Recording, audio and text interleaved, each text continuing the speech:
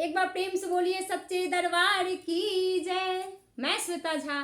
मैं बहुत दिनों से कोई वीडियो अपलोड नहीं कर रही हूँ, इसलिए मेरे बहुत सारे फ्रेंड नाराज़ हैं। उनकी नाराज़गी दूर करने के लिए मैं आज एक महादेव का भजन लेकर के आई हूँ। साथ दीजिएगा, सब्सक्राइब कीजिएगा।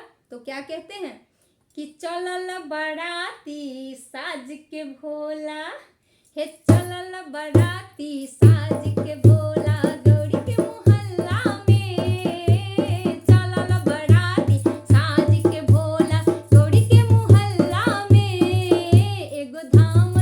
एगो धामन दू चार ठो गमन लटका द गला में, चलल बराती साज के भोला, खुआ मलाई मन गुन भावे, खुआ मलाई मन गुन भावे, भांग धतूरा में